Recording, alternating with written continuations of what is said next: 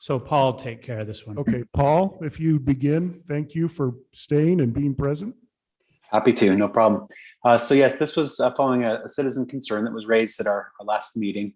And what I did is I just looked at North Davis County, not by way of saying, let's do what everyone else is doing, but more just as the driving public drive through our area, what's the expectation?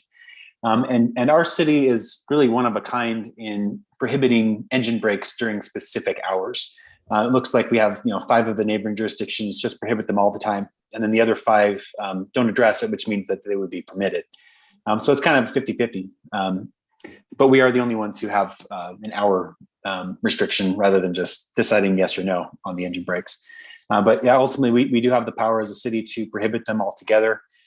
There are some rules related to UDOT construction and state code that kind of override the city. That generally has to do with nighttime projects. But yeah, if you wanted more information about those exemptions, I can look into that more. But that's pretty much the analysis. And you're free to either prohibit them, keep it as it is, or just allow it.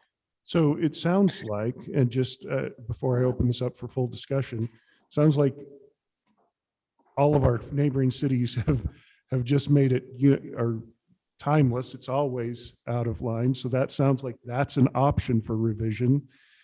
If there's another option for revision, please bring that forward in our discussion. Who would like to begin? I actually am in favor of just making it, I think your word was timeless, which sounds very romantic.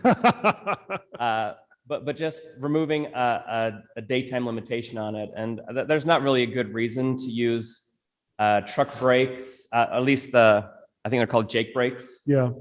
Within city limits. We're not on hills. If you're driving down We are downtown very Ogden, flat. I could see where you could have a control problem, but I don't think there's a really reason for that.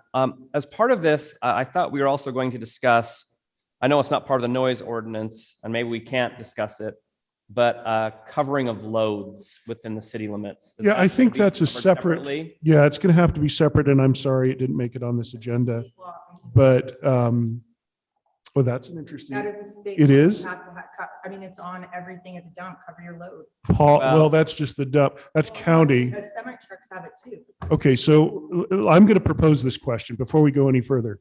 Paul, if you don't know, can you research the question of if covered or covering your load is a state law? Because if it is, we're already covered and we wouldn't need to do much more. It might just be on state highways, though. Yeah, it's I do just- know that, yeah, on all question- roadways. Oh, sorry, go ahead. So I don't expect you to have the answer on the spot is what I was going to say. But if you could research that for us, and maybe we'll have to take that part of the question to a future meeting. Sure. Yeah, I know failure to secure load is in the state code, and that would apply to all roadways within the state. So that doesn't necessarily require covering, but if anything falls from the vehicle, then it's a violation. So generally, the way to prevent that is to cover the load. But I'm happy to look at it. Okay, my follow-up question would be then, does secure load mean that does that include being covered, or is that optional? Because that would decide whether we have to cover that as our So question. nothing falls out. If anything Yeah. falls out, it's not secure. That's right. Yeah. But we're But these talking dump trucks mostly are about dumping dump dirt, dirt, so so, So it's not secure. If it's coming out of the truck, it's not. secure. okay. Yeah. I can accept that. If Paul, I'm going to ask you to research that. So Okay, yeah. if you can right here, great, but we're off topic. So I want to We'll bring us cover back more. to topic of noise ordinance. Is there any other concerns that somebody would like to bring forward? Well, so here's my concern, and it's not a concern in regards to like negating the fact that it's an issue. Yeah, My concern is enforcement and what, with the staff level we have. And that's a major crisis we're in right now. Are we Yeah. asking them to go out and double enforcement efforts, and what are they doing? And do we have the human capital to It's a actually good do question. anything more? But at the with same this? time, like citizen, like for me, when these trucks come down 3,000 to the south towards 2,700, that stop sign, and they slam on those Jake brakes like it's nothing, they have a whole lot of space. They know the stop sign is coming. yeah. So there's really literally just no reason for it. It's not an emergency situation. They know they're there. And if they have to stop Okay. quickly, they shouldn't be going that fast. I'm not, anyway. yeah, and I'm not saying, Yeah. I mean, I totally agree that it's totally I- not acceptable. I just don't know, Can we enforce it? Do we enforce it? But How would people, we like, enforce I it? video it. So you bring a good question forward, and that is, are we enforcing it? And I would say, as a general rule, it's one of those things that's probably not the highest priority. It's not like we're going to leave. I would never expect an officer to leave a call to respond to a Jake break call. So here's where citizen responsibility kind of comes in. Like when they do that past my place, I record them. And then I just contact the company and say, hey, it's kind of inappropriate. And they usually, the company, I never have a problem with them again. And it's not hard to just send an email to, we have the same contractors with me in the city nonstop.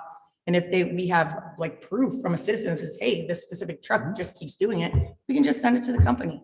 And of note, our entire noise ordinance is under a similar type of restriction. Yet we're not out driving around to see if anyone's playing Yeah. music too loud or something like that. Fair It is enough. on a complaint basis. The entire noise ordinance, what it does is gives us an ability to stop behavior that is a nuisance. Okay. And so in that light, I do feel it's appropriate to remove the restriction of or allowance during the day. Everybody was all or nothing anyway. So I think Yeah, we need to go- but I do think one thing you brought up is, and I think this is covered, I do want to make an exception for emergency situations. If they're going to hit something or someone, I'm willing to allow it. And That's in a the- dot That's in the covered. memo, yeah, right? Yeah. Okay.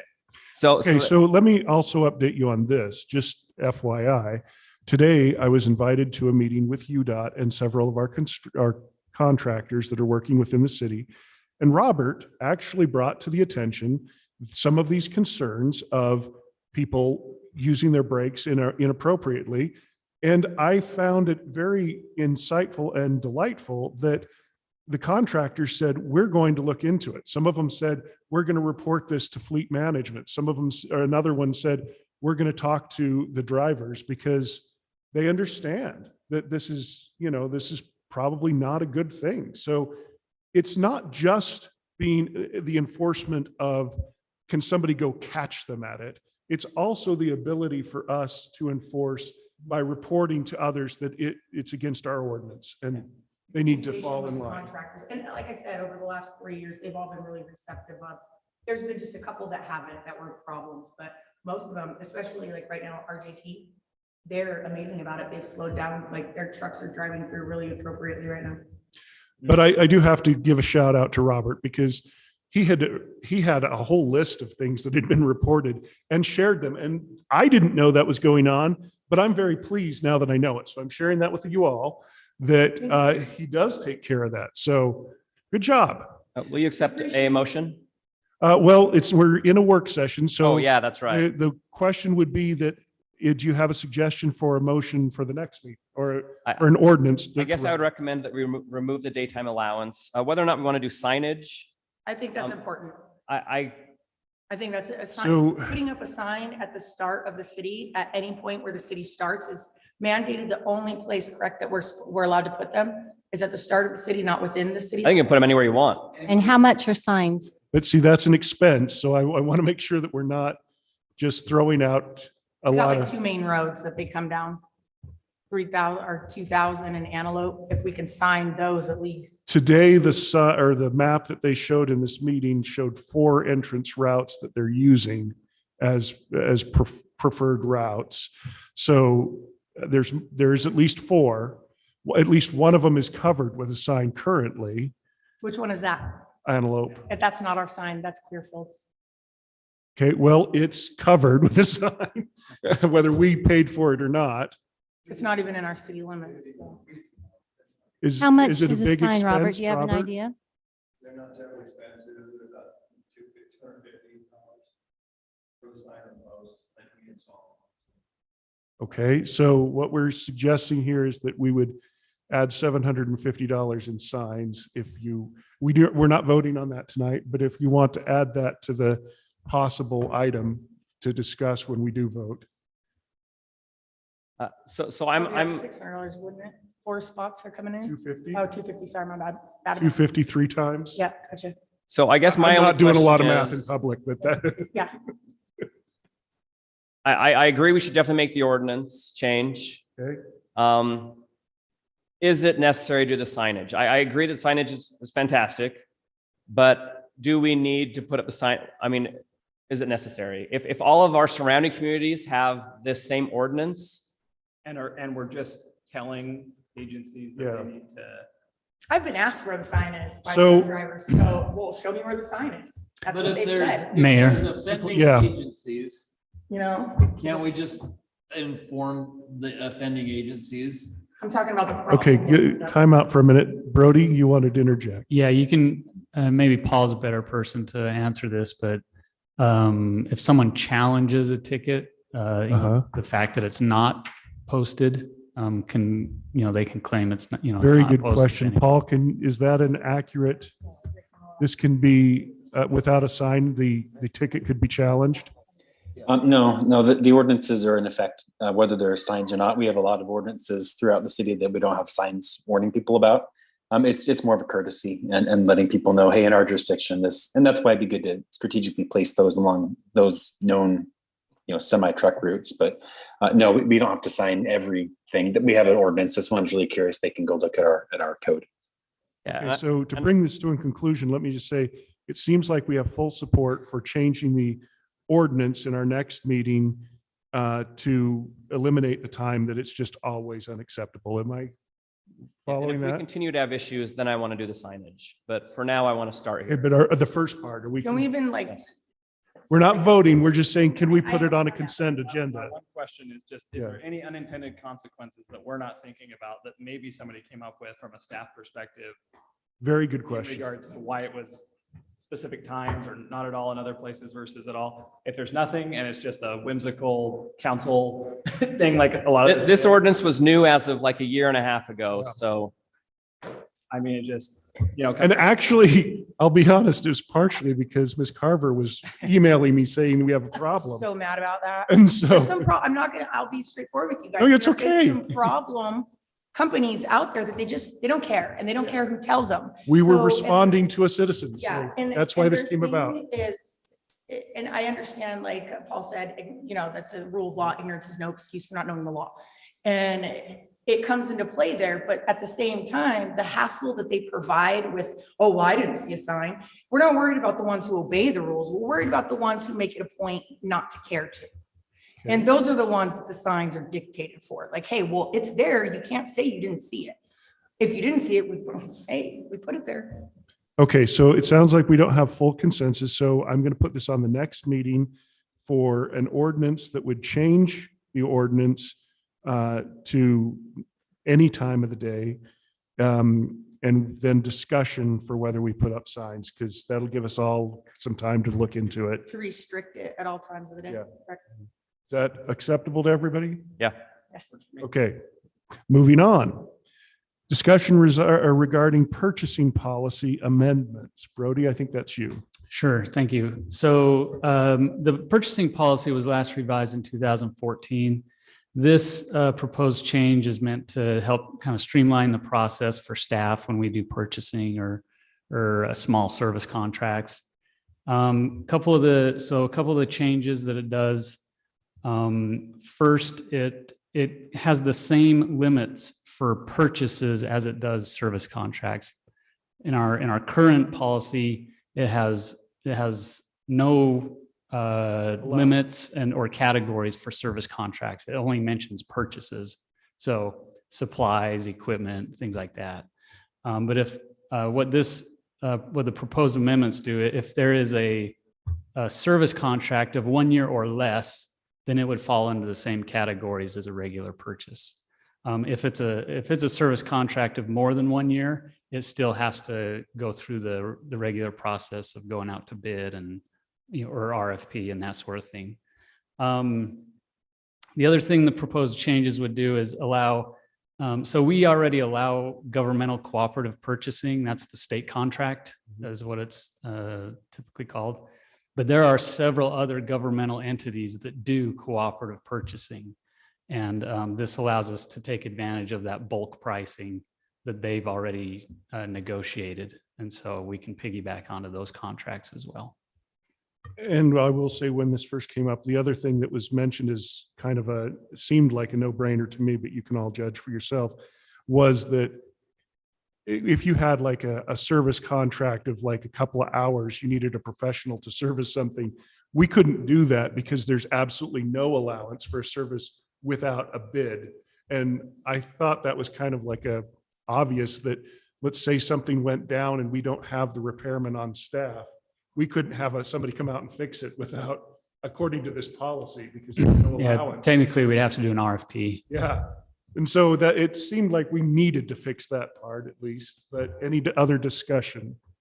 I think these sound reasonable. I would request that in the future, we see the red lines. Yeah, that's what I was like. And I apologize I think when it converted in the packet, the red lines weren't there, or maybe the Word document that I submitted had it saved without red lines. I meant to have red lines, and my memo says that red lines are attached. The weird thing is, So that was a mistake. I apologize. Super well versed at the purchasing contract and practices already. I just couldn't find those little nuances, you know. I read this all the time. Yeah. Spend so much time on it. Yeah, I apologize for that. I just noticed that today too. So council, could we put this on the consent agenda? Paul, since your new consent agenda means we all agree at this point that we're going to so we don't have to have a second discussion. Yeah, put it on the. I'm good with that. Anyone opposed? Okay, so we're going to put this on the consent agenda for next February 8th meeting. Next item up for discussion is a possible outgoing elected officials policy. Who's going to take that? Is that Paul? I can. Or you can take that? Okay. My iPad's being slow here. So this is a proposal. The mayor suggested we put forth for a couple of reasons. And in the packet, I kind of already put both sides of the coin for this, right? So, you know, in looking at what happens between an election and the swearing in of newly elected officials, there's a time frame where there's sort of this awkward phase of people who are voting on items that they're not going to be necessarily held accountable for anymore. On the other side of the coin, there's the argument that you are elected for your full term, and therefore you have the right to make decisions on behalf of the city for that full term. And so there's this discussion of should the city council self-impose limits on what it can vote on during that time frame. And the language in the proposal here was any major policy or significant land use decision to be held off until the new councils take effect. So in the packet is kind of a summary of the debatable issues. I don't want to hash through it all again, but that's what that's about. That's usually So- one meeting in December, right? Well, yeah. So let me just be clear that what happened. I was talking with a couple of other mayors that are now introducing myself to other mayors. And somebody said, don't you have this policy? And I said, no, what's this policy? I was referred to the city of Orem, who apparently has this policy. I didn't look it up, so I don't know if they actually do, but I was told that they have a policy similar to this. And I had enough citizens bring it up. The question of shouldn't a decision be held for the people we just elected. So I agreed that with several citizens that we should at least talk about it. So I'm not voting. I'm not going to say either way. I can see both sides of the coin. Here's my question. Go ahead. Can I interrupt? Sorry. Yeah. If it's just the one December meeting is pretty much that one meeting that. Well, there's also, There could be two or. there could be, Could they be just? there could be scheduled as- special meetings too. They could call a special session. Yeah, but that takes how many people to call a special session? Too. So if they're, outgoing, but can you just make that a work session? Well, no, because the mayor, if you had an outgoing mayor, he could call special sessions. He could call change Like work one set. last act, kind of? Well, change a work session to a business meeting. This is really a self-accountability because as a council, you can always change the policy. I'm not familiar with this, Yeah. is why I'm asking. Oh, no, yes, it's fine. So the next council could come in and say, well, we're going to change this policy. In fact, technically, they could change it after the election and try to. They could change it in the same meeting. That Yeah. They make It it sounds change. like So- it's not an effective. it's not a really firm policy unless you self-police. But when you do it this way, and what Brody and I were talking about, why would we do it if people could just ignore it and change it?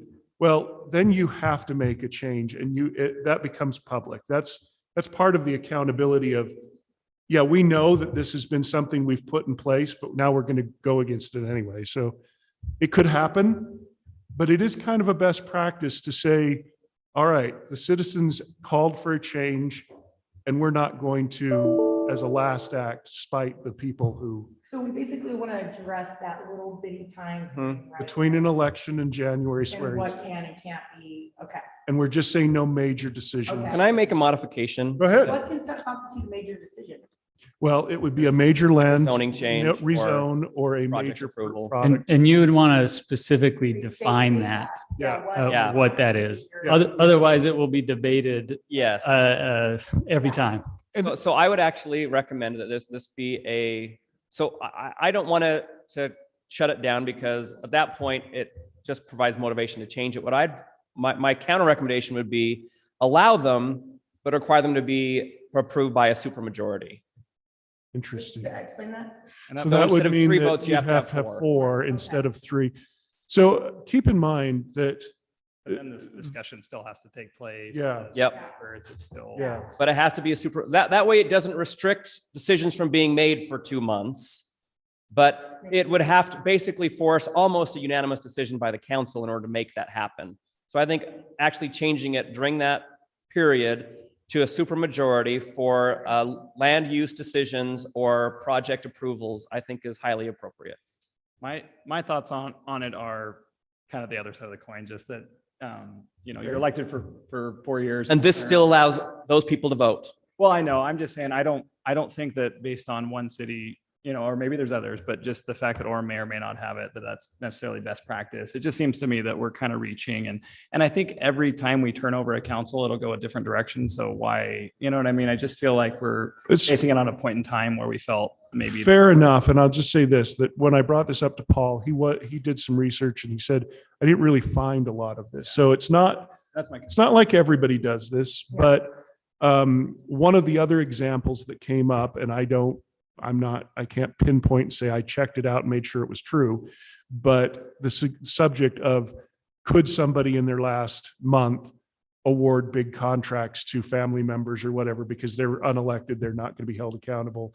Of course, But at the time, flip they're side of like- that is the next council could, Yeah, they're still under their oath. They are under their They authority, are? and we are elected for 4 years, right? So it's not 3 months and 3 years and 10 months that we trust someone, and then the last 2 months we don't trust them. You're elected. Jennifer's 4 years, right? So I wouldn't ever suggest, well, she's going to pull a fast one those last 2 months. I think it needs to be considered that it's not a best practices issue. It's just it's tying the hands of policy going forward and staff, and it makes everything regulatory. So then we have to spend a lot more time discussing, is this too big of a decision to make in these last 2 months? We make our staff work harder in order to prove if things should be approved or not, or even discussed or not. And I think it just kind of puts us at a stagnation for 2 months of the year. I like the what you said about the majority, like the 4. Supermajority. Supermajority. I like that. So- just because, like, consider what we just dealt with the police department. And on that vote, that was a major decision, but it was in December. So that was a vote that couldn't wait on anything, and everybody's so I like the supermajority. now, to be clear, let me say that one of the reasons why this has come up with several citizens is the November meeting, a major land use zone was changed. Yes. And the perception of the public is the new council would not have voted that way. Now, whether it's true or not, that's the perception out there, is that was pushed through last minute. And so I have to be fair and say, okay, this is a worthy question. So what about instances where we're feeling like a council vacancy? And so somebody comes in with 2 months left, like this process right now, there's only 2 months left in the year. Are we basically saying you're not allowed to do anything for the next 2 months? If there's any major issues? Would we fill a council vacancy? I don't know. I'm not sure I follow Any the, more work? You fill a council vacancy within 30 days of the vacation. Oh, of the, okay. Yeah, so you could technically fill somebody in and you're like saying basically you don't matter in any major issue for the next 2 months. Well, and it's what I mean? fair. I hear both sides of this. and- That's And why I it's think not the my vote, it's majority yours. is fair. It accomplishes basically what you're worried about. And at the same time, it allows decisions to still be made and move forward and make sure votes count. It seems more logical that way because I would tend to agree with what came up about the last November meeting. I would agree with their perception of that. And that was a last minute thing. It felt like to me as well. So it was a 6-month decision, just fair. Yeah, it was going on for a long time. I'm not going to point to any particular thing, but No, and the legislature requires Okay, that so- we have the ability to make decisions within 45 days, or they can call a vote within 45 days. agree. So we could be in a position where I guess the super. So here's what I'm going to say. I think this can leave us open to lawsuits as well because we put people and livelihoods and projects at a standstill simply because they're big. And especially with them being big, they should be allowed to have a decision made in their behalf. I agree. Okay, so here's what I'm going to say. This is first time we've had this on a session to discuss. We're not voting tonight anyway. I am going to move this forward to the next meeting for discussion. So there is the proposal of discussing this with possible vote on February 8th. Can I ask one question? Go ahead. Is there any appetite amongst the council to make this so that we put a freeze on major decisions? I don't think there is. It doesn't sound like it. It sounds like the question is going to be So it's supermajority or leave as supermajority is. or leave it as is. So, All you gotta say. so I think because, I think there's valid points on both sides of what everybody's saying. We've got elected officials, we've got elected representatives that have a term, and so they're still valid during that term up until the point. But we're also saying, hey, our citizens want some protection from from essentially a lame duck, and I think what Jordan is proposing, a supermajority vote, protects our citizens, but still allows our elected officials to have a voice. Okay. So it essentially says, hey, if we're gonna make a major decision with an outgoing council, we've got to have consensus, and we've all got to Right. think this is a good idea, and we shouldn't be splitting it with a 3-2 vote. Brody would, So I just had one question. Is there an appetite amongst the council on, so there's two vehicles. One is an ordinance and one is a bylaw. The ordinance is law, right? It's your own code. It takes an agended item and a vote to overturn it if it was ever needed to be turned. A bylaw could be dispensed with during a meeting. You can vote to suspend the bylaws and then move forward with a simple majority vote. So there's that question. And then we can just kind of take a stab at defining what major means. And we can discuss that at the next meeting if you So want. the ordinance would be basically, if we did the ordinance, they would have to schedule it to change that ordinance. Yep. So more time. And I think that kind of. and a protects bylaw, that they could do it in that supermajority vote. meeting. And instead of using a bylaw, that they'd be like, well, this doesn't work for us. Let's just switch this real quick. I prefer the ordinance route if we're going to do this. I do too. So can I ask that when we do call for the discussion next time, that we get some information from other cities and just see how they do it? Sure. Can we get some relevant cities that are, do have this on the books and see? We'll have to look because Yeah, I what's- didn't look, this is purely brought up for discussion. Yeah. This is purely brought up for discussion, so I'll have to look into who actually has it. Paul did not find one readily, but I mean, wasn't a deep dive, so. Okay, so we're going to move this for discussion. No obligation. We'll decide at the time. Next discussion. Discussion regarding milestones for funding, bidding, and construction of our new secondary water reservoir. And Robert's going to take this. Thank you, Robert. Thank you, council. So Bluff Pond is Syracuse City's original secondary water reservoir, built in 1983. It is also our smallest reservoir, but it still has been in operation. With the construction of West Davis Corridor and the widening of Antelope Drive, UDOT needs a detention pond, and we've talked to them about the use of our Bluff Pond, taking that over rather than using some of that potential high value land up against Antelope for a detention pond. So the city needs to build a new reservoir, and it's something that's already in our impact fee plan for our master plan for future growth and our existing. Right now, we are short 1 million gallons of reservoir storage. So, and it increases with growth. So with this reservoir, this would be something that we would build to a build out condition and make it large enough to incorporate the water volume in Bluff Pond. So that's all of you know that. I was probably doing that a little bit more for Paul's benefit and anyone else who's listening in online to give a little background. So one of the things that's going to be tricky with this is coordinating when UDOT takes over Bluff Pond and allowing us to still continue to have the least interrupted service, secondary water service for our residents. So I've put together this schedule looking at timelines for how long it takes for construction. New reservoir, we're looking about 12 to 15 months. Now, it could be longer if contractors don't have availability or if supplies become hard to get. But 12 to 15 months would be for a reasonable time period is what we're looking at, okay?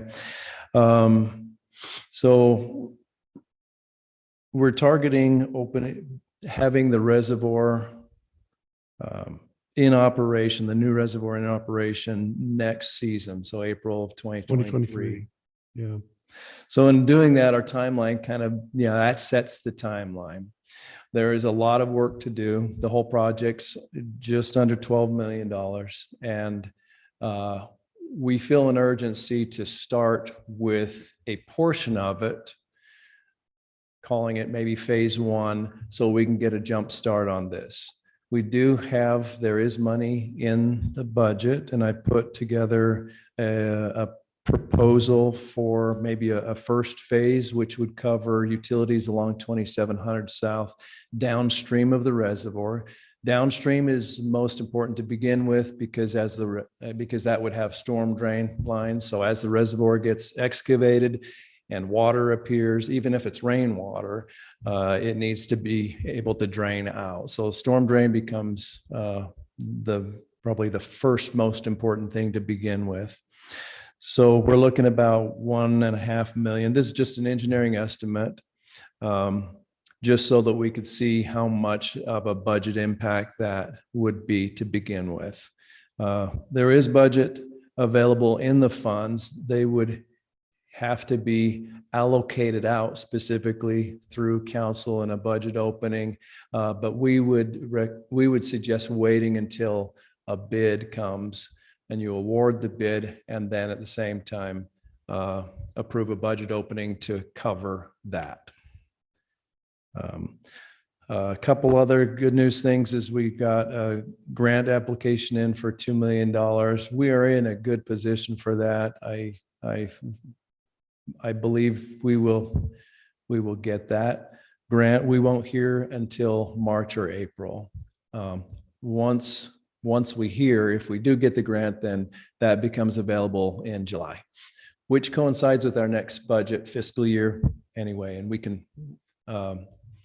can talk about that too. Robert, is it a Bureau of Reclamation? Is that who it is? It is, yeah. It's Water Smart. 2 million, or is it just a 2 million? 2 million is the max. It is a match of 2 million though. So, but it's a drought resiliency grant for Water Smart.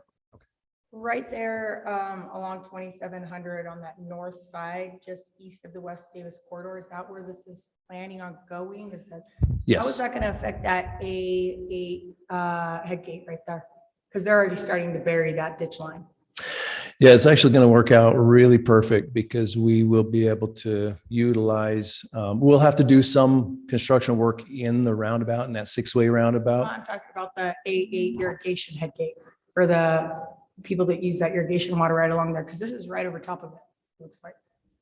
Oh, up north, it won't impact that at all. That will still be in operation. Gate number 8 off of The Layton A8 Canal. Yeah, they're burying that ditch line right now, so they're gonna have to dig that back out, but I think this is gonna affect that also. That, it will not take that line out. That will still be in service. So, okay. The discussion, the things I kind of need to know is, are you okay with the idea of moving forward with a phase 1? If so, obviously I would come back to you for a bid award. So you would see that before making any final approvals. And just for the new council members, we have been discussing this for months. We knew that our water system didn't have enough capacity. And so the opportunity that came up, as Robert explained, was UDOT needed something. They were proposing it in a place that we really don't want them to put it. So this is a chance to. This is just, I'm just checking for the farmer situation. Yeah, because no. Irrigation water comes through. right No, through but because Paul's new, This is helpful for you're me. relatively new. The point being, it was an opportunity for us to tackle a problem we had and actually prevent probably the waste of some prime real estate, Where did they want to put it? right up against to Antelope. So they were going to put it as some of the leftover land on that intersection, which is that's prime commercial. So we don't want them to use that for a pond. So are we doing a land swap with them? Yes. And what we're getting land off the six-way roundabout of 2,700 and 2,000. Okay. Land that, and the other thing that's nice about this for the new council members is because they need more dirt in that area for overpasses, they'll actually dig out this for us. So we won't have to dig it out and dispose of Is the that where they're dirt. holding their dirt right now? Yeah, Okay. yeah. They're so going to go to ground level and then just keep on and then going. they're Yeah, gonna they're keep at on ground going. level So that's like free for us. Right. That That's takes some of it. expensive, too. Yeah. So those are the reasons why we already set down this course. So if it seems like we're kind of on the course, yes, we've been here for about 8 months. So It's really killing about 4 birds with 1 stone. yes. So I'm just concerned about the farmers, that look getting their Okay. water. We are too. Yeah. Absolutely. We want to make sure they get their water.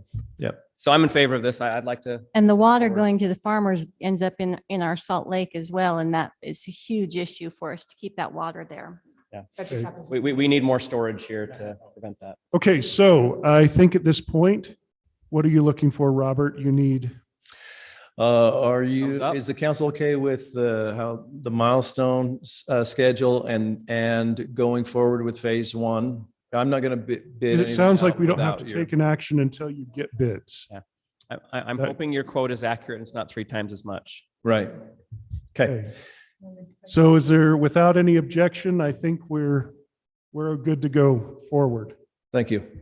Okay, next we have secondary water in lieu of ordinance. Now, I will just preface this by saying that when I started, this was on the urgent list from staff, and it makes a lot of sense. So I'm going to let them explain it, but that's why it's early on in our agendas. So is this Paul or Brody? I can take Brody, this one, okay. yeah. All right. So a couple of years ago, we adopted this new ordinance, and even at the time that we adopted it, we kind of knew it was, we would let it ride and then reevaluate after we had some experience with it. And so that's what we've done. When we adopted the ordinance, we allowed up to 50% of the water that came with the development to be through what are called the Class C. class 3, District 3 water, sorry. So just so everybody understands how this impacts the city, when a development comes in and they bring their certificate of water shares with it, they turn those water shares over to the city so that now, the water that used to irrigate the farm or whatever was there is now used to irrigate the lawns or, whatever landscaping is there. Those shares, with those shares, the city has to pay an annual assessment every year. So, however, there's only so much of that original share water, and it's from the original water projects from decades ago. And the cost is based on the cost of those projects from decades ago.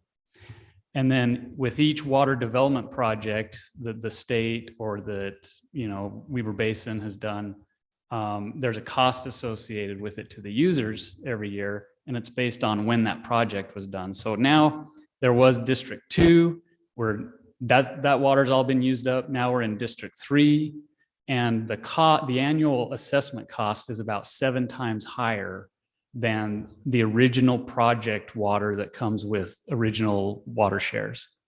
So it's advantageous for the city to get the original water shares from a financial perspective. However, District 3 water is available, so it's difficult to outright prevent people from bringing water to the city, because it is available. It's just expensive, and that's usually or it has to be acceptable to the city. So with this ordinance, we allowed 50% of it to come from shares, and then 50% would be purchasing this District 3 water, which was more expensive. We went back and looked at our experience since we've had this ordinance and found that about 77% of the water came in the form of original water shares, and about 23% has come from District 3 purchases. So based on that historical data, we felt it was appropriate for the council, and it'd probably be good policy for the city to actually ratchet up that requirement so that a maximum of, we put out 33% for some wiggle room. So a maximum of 33% of the water could be through the District 3 shares rather than 50. Yes. And it really comes down to cost. So, we're just trying to save as much as we can force them to provide on original project water. It saves the city money. Otherwise, the cost just keeps escalating. But if we Yeah. can lock down shares that belong to us and are in the ownership of the city, I think this is a good idea and controls costs for the future. So to simplify, we are using real data to tighten this up. And I, can't argue with that. I'm in favor. So question is, if everybody's in favor, can we put this on consent, or does anyone object? Consent. for me. Consent. All right, we'll put this on the consent agenda of February 8th. All right, look at us tear it up. All right. Moving along. Planning items. Noah, could you come forward? We have 2 applications that have to be considered. These are not up for vote tonight. We're just going to decide again what to do with them in the next meeting. Good evening, council. Hopefully these 2 items are somewhat straightforward, kind of easier land use applications since we're getting our legs underneath us. First one is Alpine Church Rezone. They are, hopefully you saw the map in the packet. It's just south of where the interchange is going to be. They own the land. They want to build a church, which is allowed in all zones, but they also want to do a coffee drive-through, which is not allowed in all zones. You have a question? I have a question about that. How does that fall under the tax? Because I read through that it's going to be primarily for the church. Don't get me wrong, I think this is the cutest, most perfect place for a little coffee shop in that neighborhood. Those people are just going to be frequenting it. I will frequent instead of driving all the way down there. But how does that work for tax purposes? Is it going to fall under the property of the church that's there? Because it's a drive-through. It's just a question. I have questions about this too. Yeah, I'll about let you how the finish taxes your- work on it. So they'll have to get a business license Okay, and they will have to pay We'll have to taxes pay Okay, sales tax. okay. because it's a want business. to make sure that. So this doesn't fall under where this is A church. a church and. With a what- church business but attached. what I don't want to do is create an unfair competitive advantage Or for precedent. this with all the rest of coffee shops in Syracuse. You know, honestly, I don't know all of the inner workings of their tax obligations as a church, but land use wise, you know, we do want to consider when we have rezone applications, we want to consider whether or not their traffic is going to be impacted in the neighborhood. But we don't, I mean, it's a valid concern, but as far as whether or not we decide to rezone it, I don't know if it's necessarily applicable. Because that's right there next to Taxes. that park and ride. And I drove by there today and it seems like honestly optimal spot for a little coffee drive there. But I disagree. I think their tax situation, if It this matters. allows an unfair competitive advantage That needs to be. because of a tax loophole, then Nonprofit I can't status. approve this. Yeah. I don't know the answer to that, but the good news, since it's on a work session and you guys brought that question up, I'd be happy to research what their sales tax obligations are. Because of course, we always want to have business and create sales tax and business. Well, I want to make sure that all But we businesses also- compete fairly as well. Yeah. I'll find that answer out you. for you. Thanks, Noah. Sure. So it sounds like this is going to be a discussion item. Are there other things you'd like Noah to prepare for that discussion? That's just my only concern is their tax situation and how that affects our city. Fair enough. Me too. Okay, so Noah, you will provide us with those answers so that we can discuss them in the next meeting and possibly approve this zone. Next one would be the application for residential 1 to go to residential 3 on a property located at 2383 2700. Before we address this one, I'd like to point out that the sign that notified the public of the hearing was on the wrong address. It was on the wrong property and I Well, there videoed wouldn't be it a for the hearing The what? tonight. There's not a hearing tonight. 'Cause it's January not a- 18th. It was on the planning commission. Oh, The sign for that was put on the wrong property across the street. So that's a problem. And I think that needs to be addressed before we can even address any of this. Thanks for bringing that to our attention. I didn't know that. I took a video of it today because I was confused as to why the sign was on the other side of the road when looking through this map, it's completely different. Sure. So every zoning decision, we want to make sure that we meet the law for Open and Public Meetings Act, which requires a sign and noticing and postcards to be sent out. And we did hold a public hearing during Planning Commission. So that public hearing, that sign was on the wrong property the entire. So if it was contested, somebody could argue that it wasn't noticed properly and that therefore we didn't follow the law. So if there was an issue, we could hold a hearing again with the proper signage. So, I mean, I would- Is that what that's happening? right now? I would defer to our legal counsel to decide whether or not that's necessary. We certainly want to make sure that we're above board with everything. Yeah, but hey, Paul? Yeah, when it comes to ordinances and noticing, you want to follow them exactly. Even if it's not likely to be challenged, you don't want to make decisions based on whether you're likely to be sued or not. You want to just follow the rules. There are two ways to cure it. I mean, if this was a problem, we could send it back to the planning commission and say, hey, hold another hearing, or the council could hold a public hearing. That would cure it as well. So either one of those would work as long as there's a public hearing at some point before the decision is made. So council, would you prefer to send this back to planning commission or include a public hearing with our next meeting? I would prefer it comes here because Others? having attended the planning commission's public hearing, it was unanimous. and- Nobody was there? Yeah, it just wasn't. Okay. well, there wasn't a sign to tell them to be there. So, I mean, Fair it enough. was across the street.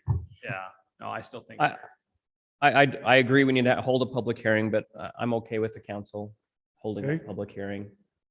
Aren't we on this Getting new a kick nod. of Is that a- transparency that we make sure people are Okay. informed? So it Thank you sounds for like we bringing have that up. majority that we can hold this hearing with our next meeting. So I'm going to rule that that was a majority call. I'll make sure the sign's on the right property. Yes, please, because then we can't do anything. Yeah, good catch. Thank you. So as for the ordinance itself, comments on this actual action. Which one are we on now? We're still on- same one. Okay. That we're just talking about the action instead of just the public hearing. So it would not be on consent agenda. It would not. So It wouldn't be eligible for consent agenda. Not the Alpine Church, the number 2 is the one we're Right. talking about, yeah. Number 2, yeah. Yeah, so it would, number 2 would not be eligible for consent agenda. And number 1 has been ruled not consent agenda because we need more information. Did you guys So- have any questions about the So application? about the actual application, questions? So I think the challenge with this, and it was brought up during planning commission, is that we have two ways that, zoning is determined. The R zones are determined and it doesn't meet quite both, although it far exceeds the minimum lot size for the R1. So, or for the The R3, Yeah, so it's just, to me, it's just a weird. Are they just trying to add one more house there? Yeah. Is that what that No is? houses, yeah, so they're. Well, there's Yeah. that one house that's right there on the Yeah, corner. so why can't it be in R2? That's not clear to me. Because Yeah. it doesn't meet the units per acre. It's a very small Uh, lot, so it's You have enough the- room for You have one the units house. per acre and you have the minimum lot size again, so you have to meet both, right, to qualify, and unfortunately, it doesn't have enough acreage to. The end It's really result's the close to same. being They want to able build to. one house. Not, and not. you can't on the relevant, R2. but Is this a family situation, like a family scenario? The family's building another house for another family member? I guess where I have issue with this is time and time again, I mean, it's not relevant. the adjacent zoning is used as justification for asking for a specific zone. And as soon as we go to R3 on this, now someone's going to say, well, you have R3 right next door, Just remember. But it fits right there. There's those duplexes right as I behind say, it. the houses which are R2. Yeah. But they would have been qualified for R3 had they been in R3 at the time.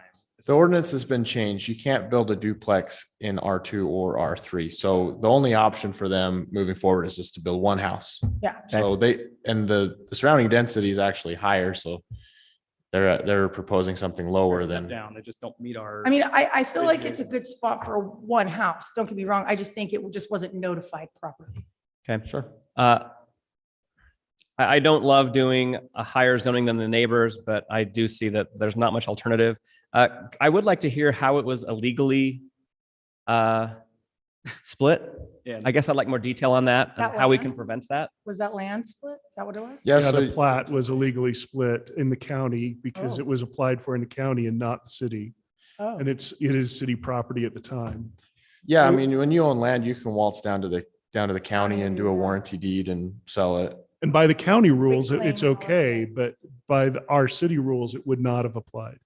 I mean, I understand that spot right there, one house right there would, I mean, it would just fit right in with those duplexes Sure. and those two little. So I don't think the zoning in that one specific area for one house is going to set a very big precedence because we're not changing we're accommodating one, we're not accommodating a builder or developer.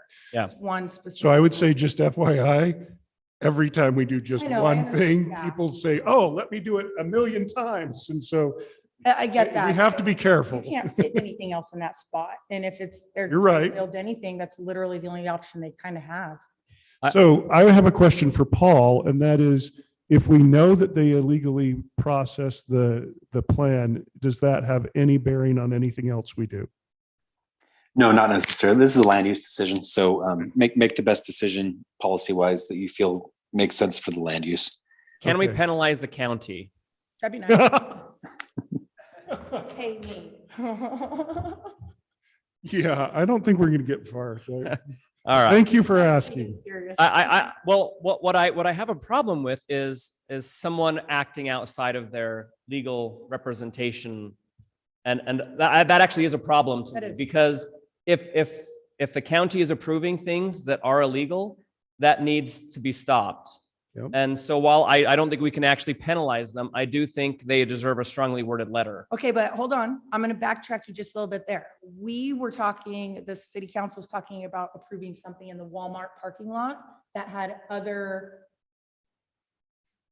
contracts to it, but we weren't sure if we would be held liable for it or not. So the county sounds like they just kind of did the same thing on this situation. I think that those are two very different situations. I don't think so. 'Cause I do. we're not looking into any further contracts that they have over there, are we? We're not legal, we're not liable for those contracts. Those How are are they liable landowner for ours contracts. They are liable for city law. Next time I'm at the county recorder's office, I will give them a piece of Jordan's gonna of give you my a opinion. post-it that he wants. No, but I do think they need to be notified that this occurred. And so they need to be notified this occurred. And just like I can't rezone land in Clearfield, The county can't rezone land in But Syracuse. did they rezone it or they split it? They sold land, which is within their right Okay. as property owner, but luckily we have some checks and balances. And so So the people county- wanted to come in and build a house and we're like, what happened? How did this become a lot? And they actually, in addition to rezoning, they're gonna have to dedicate, they're gonna have to, do I continue? He just stepped up for a second. Oh, they're gonna have to dedicate water shares and they're also gonna have to bring in laterals to service the lot. So there's checks and balances. Okay. They wouldn't have been able to get too far. It's like, well, it's not like robbing a bank, but it's like they stole something, but they didn't really get out the door. Right. So I guess I do agree that this is the only option that's left to us, but this should have been handled differently by the county. Yeah. So with this one, it sounds like we decided no consent, renotice for this meeting, a public hearing here. Yep. Let's have a I public think that's hearing. important. Just, Yeah. people should be notified. The one thing, so, and I know this might not be relevant, but I have seen one or two times, it sounds like it was a sign that was posted in the exact wrong place, but I have found one or two times where the signs have blown into other places and people have moved them. But that's just done by citizens, so. So we I don't know actually that's- talked about this when we were in training, that sign, that I said it wasn't there. You said, let's ask Paul where it went, like if it was there. And that, yeah, so I just don't When know. we went to that training down in, I remember it. okay.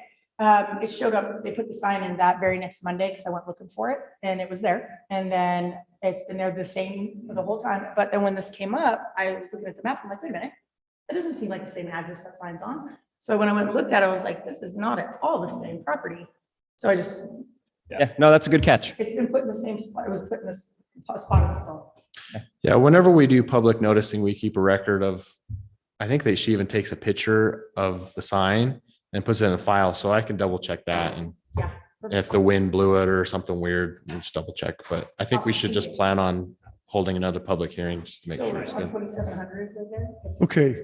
Like it's, Have we arrived at a spot we're done? yes. Yeah, Noah's gonna go down to the county and give them hell. That's a I'm spirit. looking That's what we're forward to doing. that. Go get him, Noah. Check the name on the door when you do it. So, And then, yeah, public notice This is and Jordan. yes, okay. Thank you. Cool. Thank you. don't do illegal things. I happen to know the recorder. I will tell him myself. Okay, council assignments. I think I was pretty clear with some of the explanation of why it looks different this year. But history tells us that every 4 years or so, it's good to balance the load, because as people come and go, we tend to get locked into groups. So I have proposed that we spread out the assignments by grouping of similar assignments.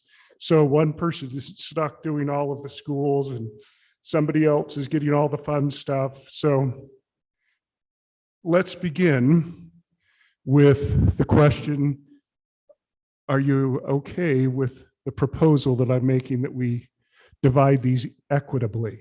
As long as I can have the fire department open house. Claimed it. Okay, We're not there yet, but that, we're not there yet, but it's Go okay. ahead. Okay. Anybody opposed to the idea of dividing them up equitably? No, to me, it makes sense to Okay, divide it up. so let's begin and we'll take some note. Group A. Anybody have strong feelings for which ones they take in this group? Because I'll listen to that first. so I'm currently the chair of the Syracuse Elementary Community Council. So I that prefer to probably should continue on with that. continue. I'll take the high school, Which one? Syracuse. Okay. So we have somebody for the high school. We have somebody for Syracuse. Clearfield.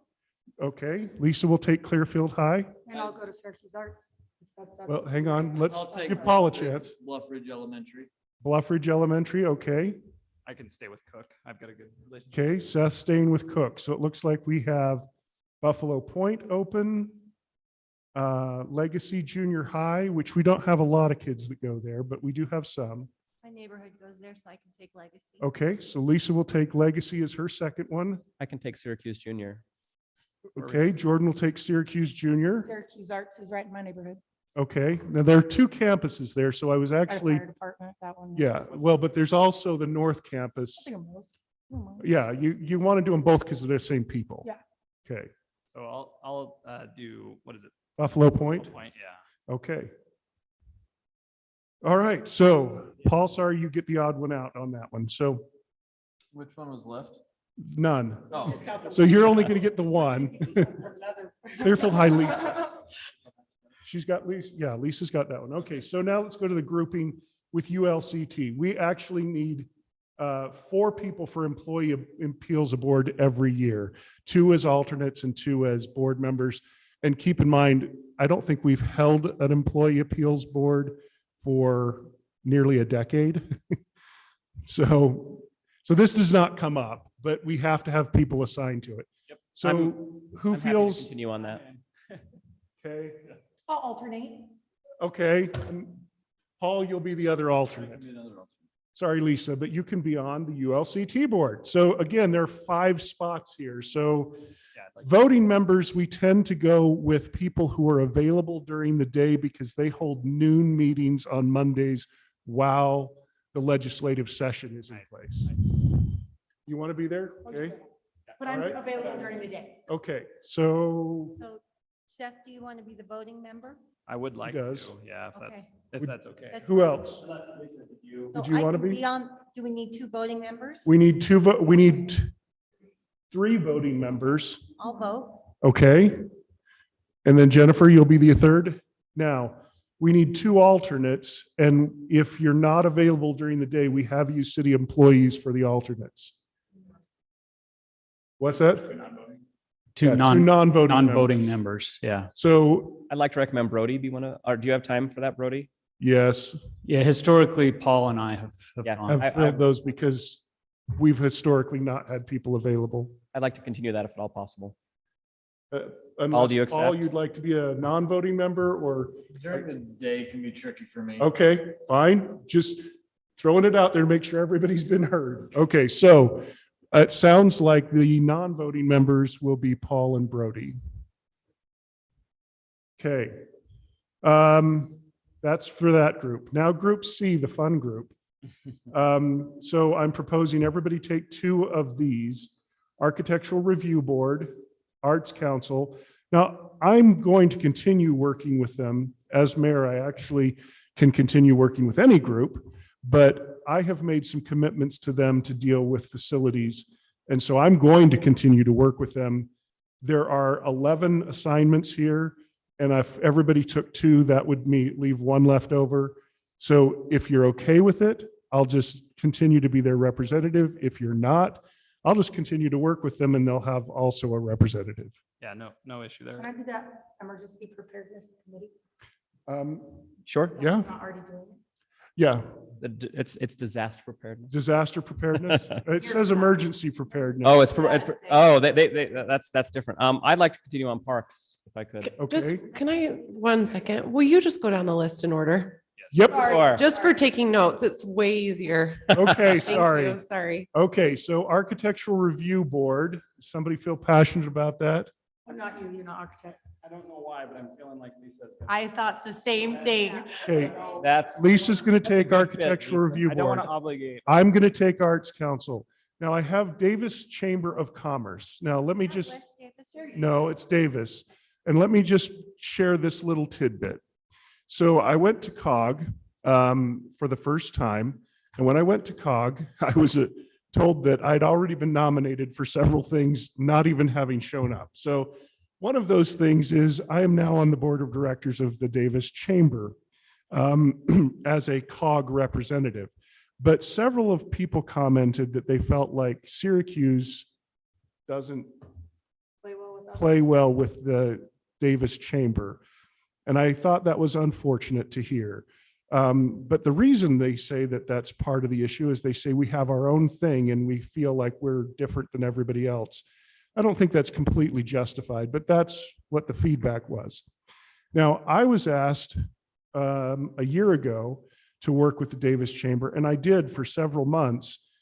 But one of the challenges is that they usually do a lunch that's quite expensive, and I kind of stopped affording it. So Brody and I talked, if somebody wants to be a part of this lunch, we may have to talk about a fund to pay for that because it's about $25 or $250 a year to go to these things. Yeah, if you're there representing the city, you're eligible for reimbursement for that. Yeah. lunch. Yeah.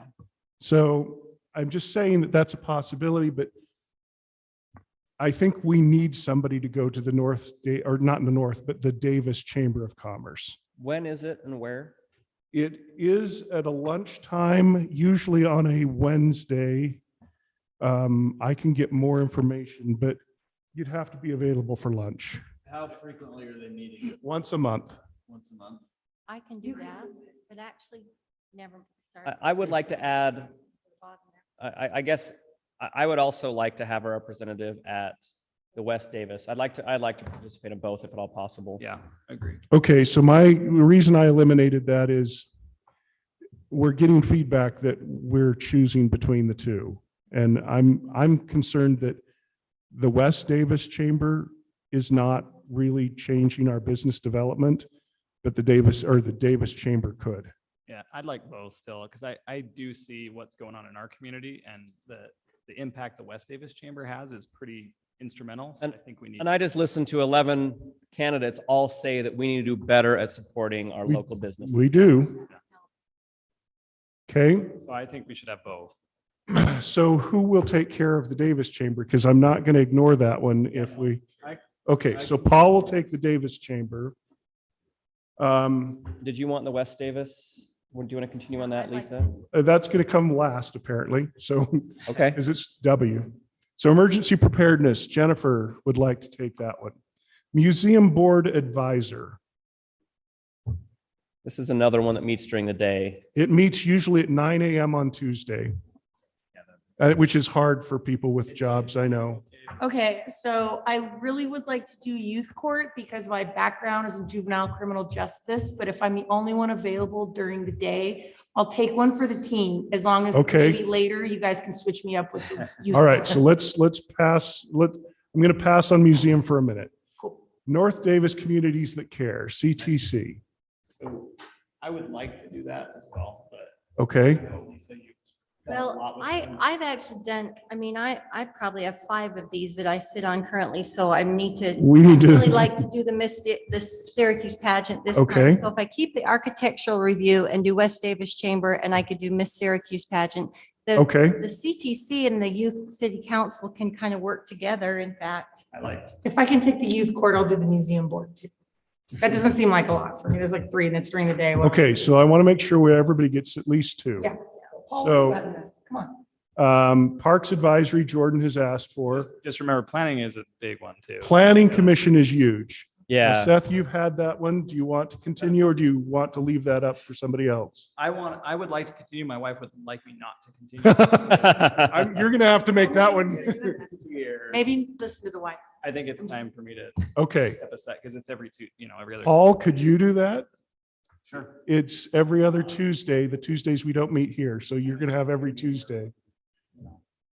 Okay, And it's during the evening. it's the evening. Yeah. At 6 o'clock, usually doesn't go past 9.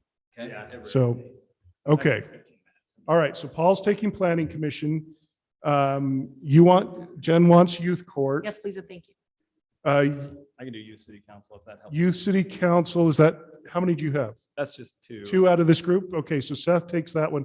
Who doesn't have 2? Does everybody have 2? I don't have 2. I think You don't I'm have, off Cassie, sorry. and you can't do the museum board because it's while you work. Yeah. Um, And does everybody else have 2? I've got 3. You've got 3. which one did you take? Oh, wait, no, there are 12, right? There's 12. Okay, so Lisa has 3 I have. and Jennifer has 3. And Jennifer has 3. Oh, I got the museum board also. Yeah, cool. Okay, I can do that. Thank you. What's Seth has 2. the Okay. protocol if we can't, if we're gonna be out of town? We just. Somebody has, yeah, for Planning Commission, somebody has to take care of it. And actually, I think they're only 11, so I think we're right because you kept the. I mayor kept one, Right, the Arts our Council. That's, yeah, I really just have some long-term commitments to them, so. Okay. Did that cover all of them? All right, that did cover them all. And Jordan, you only got one. You sure you're okay with that? I'm okay. It's the fun group, Group C. All right. So I actually would love to, except for It's they meet during the noon. day. yeah, they meet. And I would never, I wouldn't be able to adequately represent our community there. Okay, so this Group D is one I created. I felt like it would be really great, and I talked to staff, if they had someone to help out with these big planning events that are big public-facing events. So if you're willing, I'd like you each to take one and be that communication point that says, hey, city can help in some other way, or city council can do something that's a little more public-facing. So is that acceptable to everybody? Yeah. Okay. All right. So fire open house. Right here. Jen. Appreciate it. All right. So do I have another request of the 4 We'll do Heritage Days. Heritage Days for Lisa? I'll, Night Out Against Crime for Seth. I'll do pumpkin walk. Hey, that's what I was gonna say. Sorry, I spoke first. You raised All your right, hand. She's Shouldn't have done short one. So pumpkin walk, that leaves Easter celebration. that. That's probably the easiest of them, It probably is the easiest of all of them. although Cresta might disagree. Okay. All right. Everybody was good with that. Okay, I'm going to skip to the last first. The canal boards have always been the public works director because of some of the parts of that seem to go on year over year because it's such a long-term commitment. So if everybody's good with that, there's there. So that leaves the last group as Mayor Pro Tem. Now, I'm going to bring this up because it just seems odd. When I start meeting and introducing to all the other mayors, they're like, oh, so who you going to, do you have somebody that's got some experience for Mayor Pro Tem? Apparently, we're the only ones that Mayor Pro Tem is not selected by the mayor. But I've been advised that it's not my call. So I like to ask if that's something we want to consider in the future. Yeah, I have no idea. I don't So want to do it if that's what you're You asking. served, No, I'm had to just- do something one time, twice, maybe? Me? Yeah, when you've. You served. should do it. Yeah, I've been mayor pro tem. I've ran 1 or 2 meetings. Yeah, I think that's it. But I do usually think- it's not really a position that gets used very often. It is a very rarely used position, but I do think there's some logic to putting somebody who has got the most experience as the first Mayor Pro Tem. And we go over this every year anyway. Yeah. So I don't think it really I would- matters if we Jordan, have is a that you? I would rotating be good if cycle. we would be accepting of putting Jordan in as the Mayor Pro agree. Tem just because of experience. That works. Okay. I guess it's only fair And since then I've Lisa second. was down 1. Right. Okay. We'll just go down the line. So second or third, anybody really I would have a recommend strong? Lisa. Second most experience. And then the third would be Seth. Second and Yeah, third right down really there. is only going to happen if I'm hit by a car and Jordan is in the same car. Yeah. So. Is in the driving car or wait, you were in the car. Let's go. All right, so I guess we'll just go with experience. That would put Lisa and Seth as Yeah. second. and- You guys are good with that. Don't see it. All right, that's going to be our new protocol there. All right, so thank you all for working with me. I feel like we have a more even distribution than we've had in several years. Can I ask one question? Yeah, go ahead. Just because the West Davis thing kind of came up, is there anything else we missed or that you decided that we don't want to? Tell me. No, I'm just asking. Yeah, no, I'm open to, there's something else that, I mean, I will say this, after the campaign debates where we were told that we legally have no say over Miss Syracuse, I thought, well, we seem to, we do donate and we always put a liaison. So, but if somebody wanted to contest that we shouldn't have any say, that was brought up during the election. I'm not disputing that.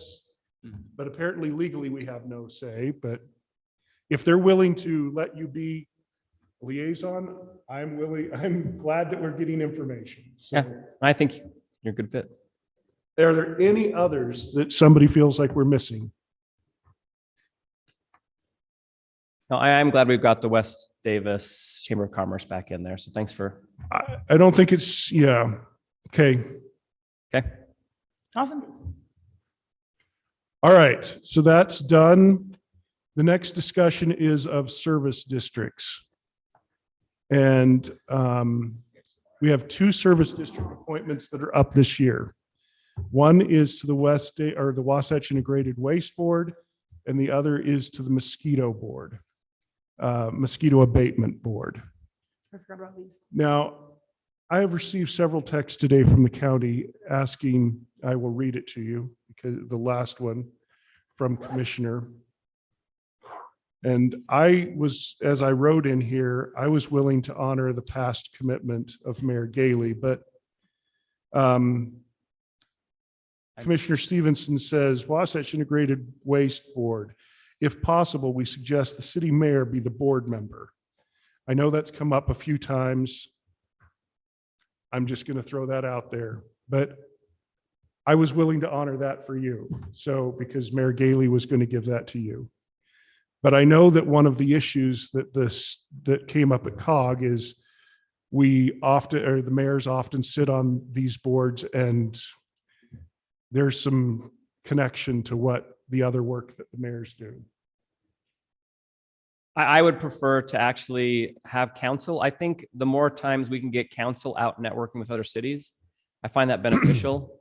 So I think you are out working, representing the city at COG and several other, sounds like the Davis Chamber of Commerce. I would like to get the rest of city council meeting people from others, and I feel that helps us to be able to get to know them. And I'd like each one of us to have one of the commissioners with their phones, with their number in our phone, that we can call them and be on a first name basis with them. I think that serves our city. So I'd actually prefer to keep it the way we've done, where we appoint, the last one was the mayor, coincidentally, but only because he carried that over from when he was on council. I So feel like I'd this is a prefer. really good fit for you too, Jordan. It's a logical for like that, what you do for a living. It fits. I think the engineering up there is pretty neat. I think with all of that, I do have an interest in kind of helping to facilitate this. Well, and when I asked you for your interest, I was just very clear that I said, look, I'm hoping you'll do what they're expecting the mayor to do, and I'm okay with that. So I just wanted to bring it up that it's not a one person. There's actually several that have asked and said that's what mayors do. And I said, well, not in our city, usually. Our city's different. We are. We have always been very different, and that's noted. Okay. And you will note that Mayor Gailey kvetched about that a few times, that we are noted as doing some things different. And I guess that's who we are. The other one is, I noted how many times Corinne's reports from the mosquito district involved animals and specifically horses reaction. So I have noted for you all that we have a council member now who does carry or does maintain animals, and that may be a good fit. They've actually kept mosquito abatement has kept chickens at my place to test on for West Nile virus and stuff like that. Okay. So these are council, you have to approve those. They won't be done until next meeting unless we declare. We didn't put this on for appointment, or did we? We were going to put that on for a special service district appointment because, No, we have to have a public hearing for the special service districts. okay. Yeah, we discussed that, but then we had to have a public hearing. Oh, that's right. Yeah. That's right. Okay. So their next meeting, unfortunately, there will be a meeting of Wasatch Integrated Waste between now and then.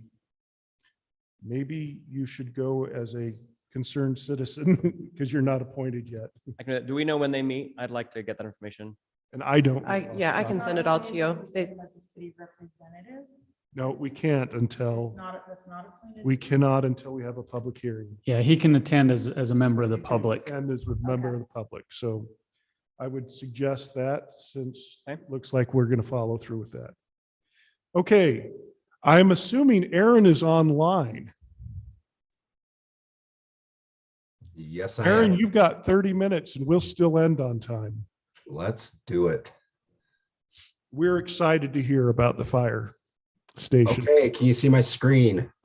Yes. Yep. Perfect. Well, first off, thanks council and mayor for allowing me to present to you tonight.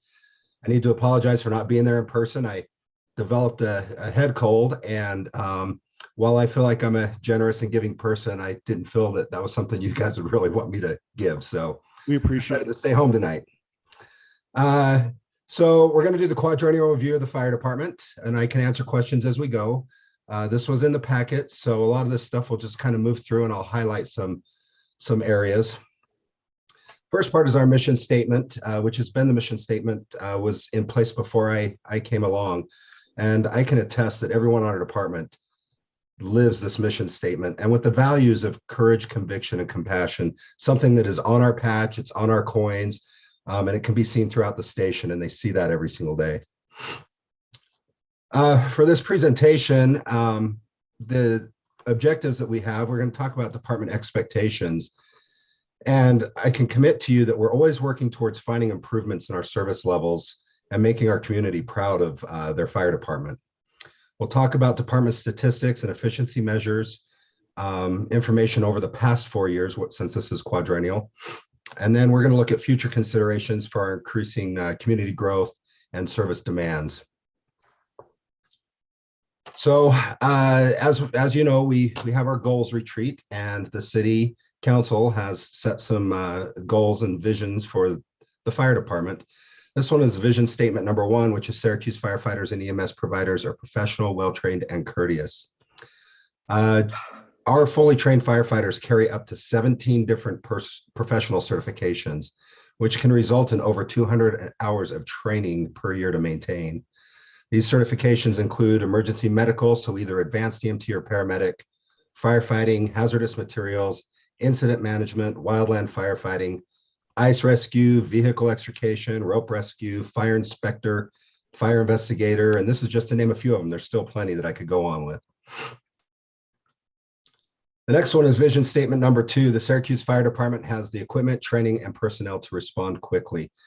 I put thank you on this because I really, on behalf of the fire department, want to thank the council for supporting our department. Some of the pictures you see here will represent the equipment that's been approved over the last several years, and staying up to date with equipment, state-of-the-art equipment, I should say, allows us to be more efficient during our emergency incidents, and more importantly, increases the safety of our firefighters when we respond on those emergency incidences. So thank you. The next one just there on the bottom is Preparedness. I know that this was just something that we've discussed over the past several months, but since implementation, we've reached an 80% participation rate. And I've got firefighters that have been in my office, and they tell me that this program has helped improve their sleep, their emotional mental health, and their work-home life balance. So thank you so much for allowing us to bring this into our department. I would just interject, thank you all for participating in it, because that's what it's meant to do. So thank you.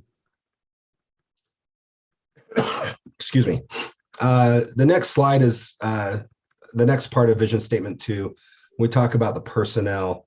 In 2019, you'll remember that we had kind of a staffing crisis, which didn't allow our full-time staff the ability to use their leave.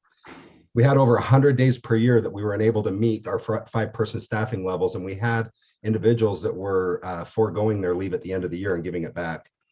In 2020, we were given the ability to hire 2 full-time and use them to backfill the leave requests for our full-time staff. This resulted in a drastic decrease in times where we fell below the 5-person staffing. In 2021, we were given the ability to hire the last FTE for the B shift backfill purposes. And I'm happy to report, when we look at July 1, 2020 to December 31st, 2020, when we received our 2, and then the last one in July 1 of 21 to December 31st of 21, we've only had 8 days in that short time where we fell below 5-person staffing.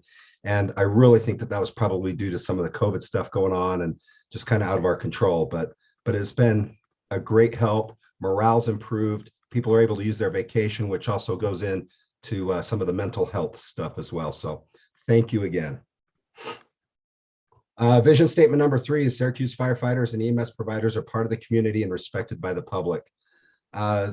We just love getting out, and it's been really hard the last couple of years with COVID that we haven't been able to have an open house, and we haven't been able to get out to a lot of these events and had to kind of cancel or restrict some of these events. But we're heavily involved in citizen interaction with programs and events such as Boy Scout first aid classes for merit badge when they're scheduled and when they're asked.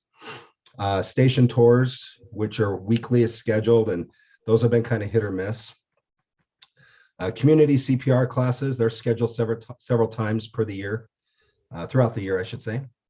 Annual open house, so that's one that we miss, and we look forward to having some council representation on that to help us out. We have city-sponsored events that we're always there and willing to help. So Heritage Days, Pumpkin Walk, Easter egg hunt, Night Out Against Crime, Communities That Care, museum stuff. We could go on and on. Whenever we're asked, we usually show up and help there. We've got city or department sponsored charity fundraisers, sporting event standbys, the annual Santa ride with the Grinch. That sounds like that's going to be an annual thing now. We do smoke detector battery changes for the elderly, residential and commercial fire safety inspections. We also have an internship program for Davis Technical College, the high schools, and Weber State University.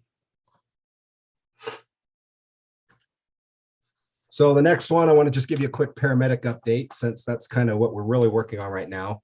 We're still in the hiring and training process. We're actually going to have some interviews tomorrow and on Thursday. We're working on the licensure application with the state right now. We're still awaiting some of the equipment for the response vehicle. A lot of this equipment has been put on a back order for several months. So we're still waiting. Our initial intent was to start the paramedic service July 1. And I think we're going to be able to hopefully bump that up a little bit sooner. And we're going to look for hopefully about an April to a May start date for that. I'll keep you guys informed on what's going on. This one's our current organizational chart. Syracuse Fire Department is a combination of full-time and part-time paid on-call firefighters. As we've been transitioning to a full-time department, we have decreased our part-time staff through attrition, as we had agreed upon, from close to 30 part-time staff to 18 positions. Excuse me. Our staff currently consists of 43 administrative and operations employees. Of those, 25 full-time firefighters and 18 part-time firefighters.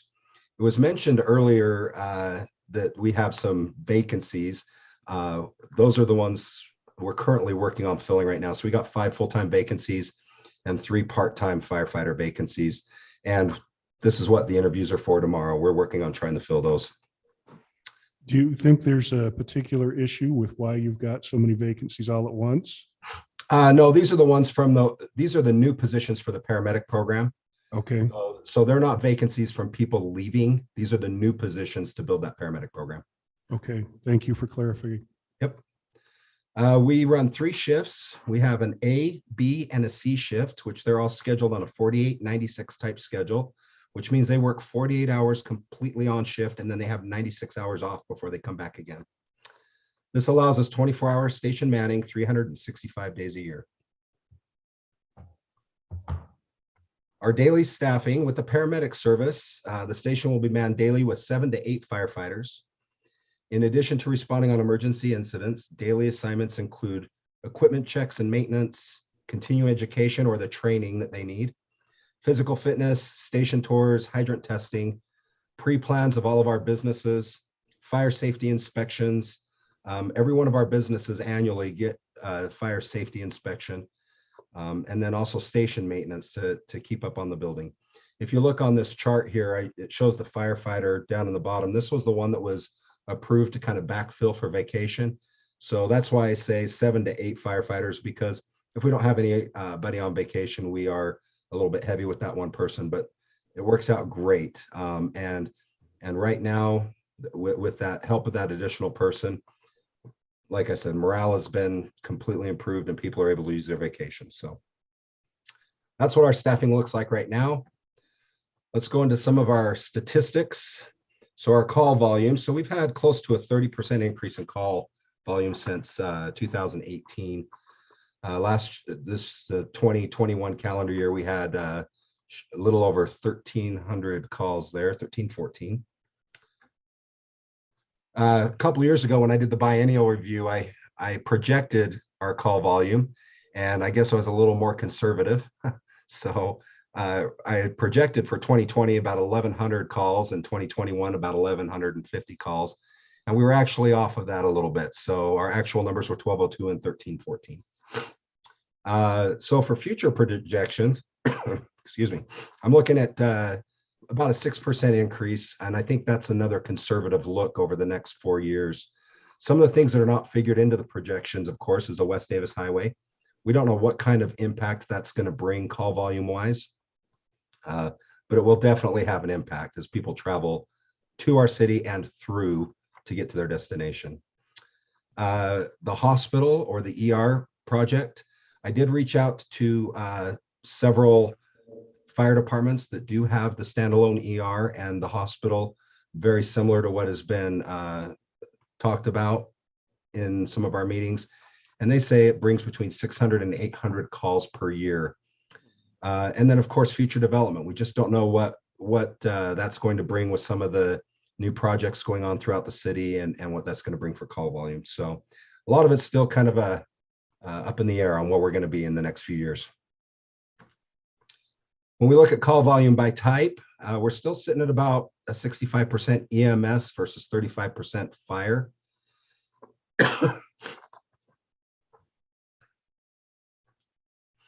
Our call volume by month. So on these next charts, the yellow line will show 2021, so you can kind of see in comparison of where we're at. But call volume by month, on average over the past 4 years, September has been our busiest month, followed by October and then July. Call volume by the day of week. On average over the past 4 years, Wednesday has been the busiest day, followed by Friday and then Thursday. And then call volume by the time of day. So, you know, of course, during the middle of the night, we still run quite a few calls, but there isn't a time of day that we don't get called. Truly a 24/7 business. On average, over the past 4 years, noon, surprisingly enough, has been our busiest time of the day, followed by 11 a.m. and then 4 p.m. We look at mutual aid given or received. As you can see, our mutual aid given received has remained somewhat consistent over the past 4 years. This is the first time, however, in 2021 that our mutual aid received has surpassed mutual aid given. And this is due to an increase of back-to-back calls. And what I mean by that is we'll have a call that comes in, and while our crews are attending to that one, we'll have a second call in, which will require either Layton City from the east side or North Davis Fire District to come in and help us out to cover that emergency. We look at average response times. This is something that we've been keeping a close eye on. And a couple of years ago, we discussed response times to the eastern portion of the city. We're always working at ways to improve our turnout times and our response times, but with increasing traffic and the overlapping calls, those are unpredictable challenges we face. The national standard for response times minus dispatch is 5 minutes. So a 1 minute turnout time from the time we're dispatched, 1 minute to get out the door, and then a 4 minute travel time throughout the city to get where we need to go. As you can see, we're a little bit over that. So 5 minutes is the total. We're a little bit over that. And this right here does not account for dispatch, but I think what we see in here, and this is in Syracuse city limits. So what we did was we took out any of the responses that were outside of our city, including the Antelope Island responses. So this right here probably most likely shows an increase in those response times because of our responses to the eastern portion of the city. We look at budget comparison. As you can see, this is self-explanatory. It shows that where we are in comparative to the budgets of all of the departments in Davis County. But what I like to do is look and see what our cost of service is. And when you look at the cost of service per 1,000 in comparison to our budget, it shows that we're providing an awesome service at a great cost to our community right now. So in comparison. And those numbers were based off of the 2020 census population too that we pulled. So when we look at revenue, you can see that the revenue this last year, the ambulance revenue increase, that's directly related to the increase in calls. Usually that's a little bit lagging behind because some of these do take several months to collect. So, but we also have our wildland revenue, which is in the red. One thing that's important to note here in 2021, we only had one team that went out. So, and that was Engineer Holman, and taking turns with our seasonal firefighters to go out. So Engineer Holman really kind of kept our wildland program afloat this year. Captain Bybee was not able to go out this year because he had some school commitments and some other things going on. So we'll talk about this and future considerations here in a moment. So future considerations, when we look at impacts, we're always looking at increasing call volume and our response times. Currently, increased traffic, the increased EMS demand, which you saw the changes in that call volume, and our increased response times to the eastern portion of the city. And that's really because of the traffic and trying to get there. Some of the future impacts that will have a drastic change on the call volume and our response times, of course, the West Davis Highway, which may help us decrease some of those response times in certain areas. Our increased housing, any increased commercial, and of course, the standalone ER with a hospital, if and when that does get approved. Those are definitely future impacts we have to look at. Some of the other considerations are stations. I know that we've already talked about a second station. Right now, if we look at Station 31, which is our station we currently have, it houses 8 firefighters. That's all it's capable of housing. With this paramedic program, we are full. So we have no vacancy. We have no room to be able to grow personnel wise in that station. So Station 32, we're looking at something that we can build to house 8 to 10 firefighters, and starting that process with the hospital ER, if and when that gets approved, because that's where a lot of the additional call volume will come from.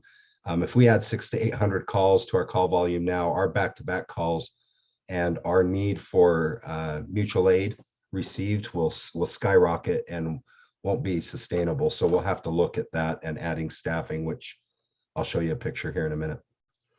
Now, Station 33, this is really kind of the first time we've really talked about this. This is, I'm looking further down the road at city build out, possibly sooner due to call volume or response times, or even hazard demographics. If we start building a big area with tall buildings and some hazards in the city over there off of Highway 193, that's something we're going to have to look at as well. But as I watch land just kind of gobbling up around the city, I thought it was important for us to secure land now.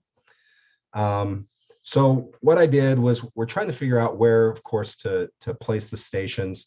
And you guys all have access to this, but I'll show it to you quickly. This is a GIS map that was created, and you guys can get in here and play around with this. But basically what this map shows is it shows our existing city boundaries. It shows our existing station, and then built upon travel time and speed limits and all this, we put a 4-minute travel time, which is the national standard, in this model to highlight the areas. So, oops, I apologize. Keep on getting this in and out here.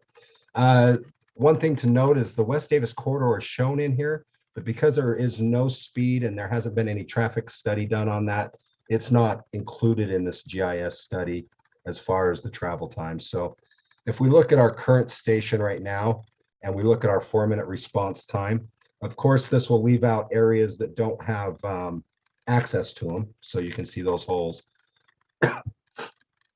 This is what we can typically get to within a 4-minute response time with normal driving conditions.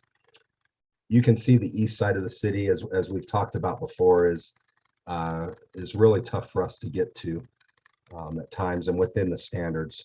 So we also looked at location number 1, which is the property over by Legacy Park when we looked at that. And if you add that, it will also show you a 4-minute response time. Now, some of these, if I keep on hitting that cursor, I apologize. If you look at some of these, it's really because of the access. There's no access right here into this section. You have to go all the way around. So as some of these projects grow and as streets start to connect, things will get a little bit easier to move through some of the neighborhoods.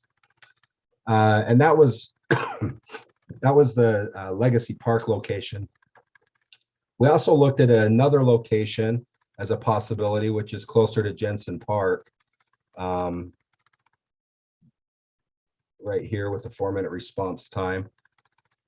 And this helps cover that Stillwater area a little bit more. And I honestly think once we get this interchange here off of 2000, we'll be able to have from our current station a lot better access into the Stillwater area just by jumping on the West Davis Highway. Excuse me.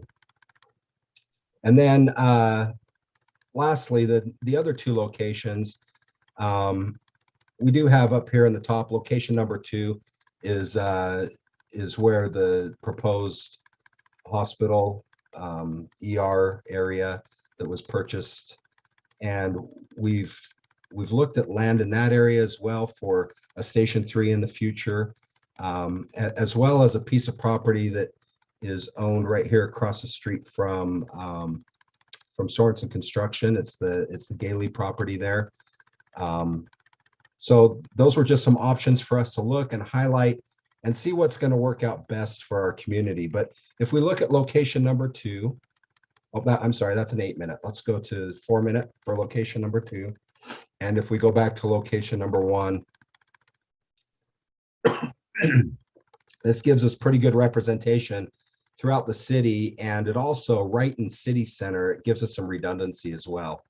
So this is something that you guys can jump in and click in and out of and kind of play with the areas on where you think the location should go. But based off of our existing location, I think it's important for us to really look at a station in that Legacy Park area to service that east side of the city for station number 2. You guys have any questions on that before I click out of this? No, that's very helpful. Thank you. Yeah, thanks. Nice work. Okay, so now we're done talking about stations. This is our future considerations for Station 2. So we're looking at increasing staffing by 21 to 22 full-time. One of the things that's nice about this, when I reached out to the other cities that do have the standalone ERs in the hospitals, those 600 to 800 calls actually bring in close to $700,000 in revenue for them. So we looked at this ambulance revenue is anticipated to cover the cost of 6 to 8 of those full-time employees. So it might be a little bit helpful when we get to that point. Some of the other future considerations are wildland. So deploying on a wildland incident requires a firefighter to be away from their home for 16 days. Sometimes they get the opportunity to stay in a hotel room, and sometimes they get the great opportunity of just camping it for 16 weeks straight. Or 16 days straight, I'm sorry.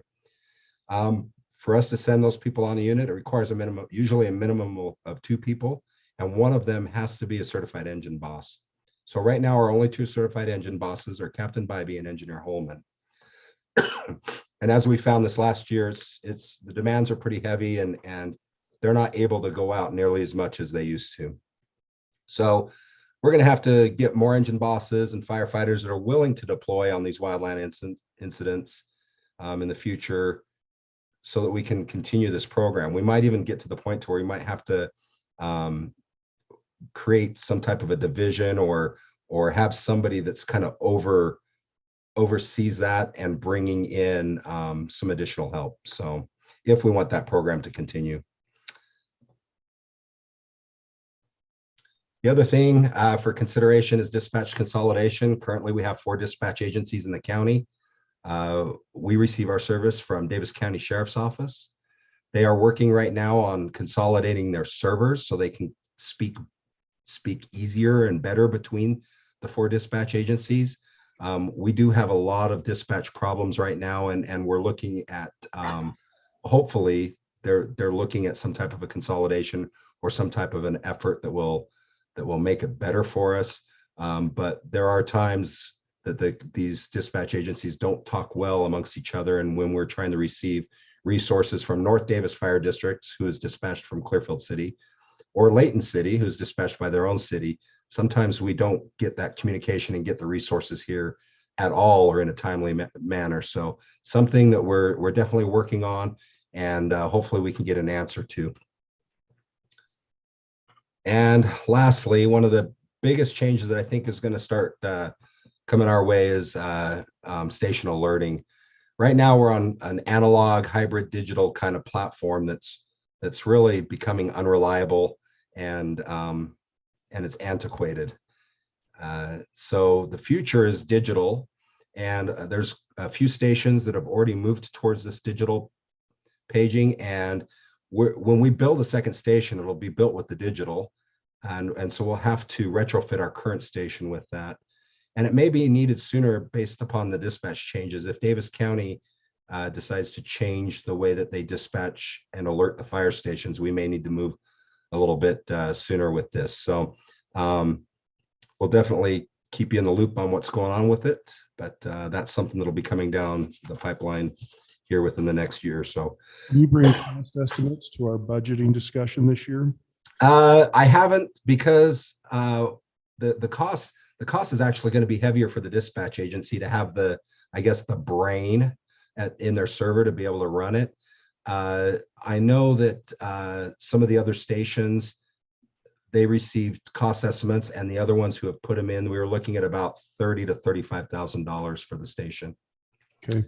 So I didn't want to move forward with it right now because I didn't want to put one in and not have the ability for the dispatch to be able to use it yet. So I think we're kind of waiting on our dispatch agency.